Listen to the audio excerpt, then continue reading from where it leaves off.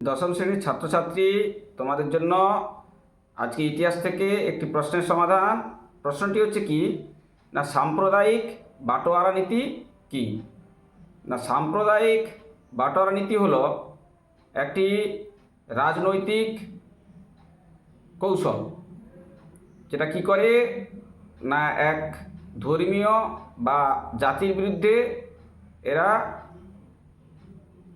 কৌশল করে। রাজনৈতিক দলের একটি কৌশল কি করে না এক গোষ্ঠীর বিরুদ্ধে অন্য গোষ্ঠীর একটি অবস্থান বিক্ষোভ, তার বিরুদ্ধে বিক্ষোভ করে কি করে রাজনৈতিক মুনাফা এরা অর্জন করে।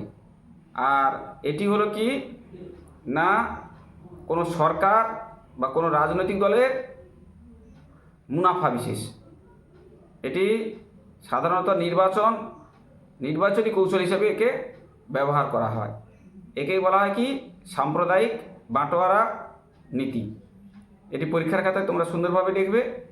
যদি বুঝতে না পারো তাহলে কমেন্ট করবে। যদি ভালো লাগে চ্যানেলটার পাশে সাবস্ক্রাইব করে রাখবে।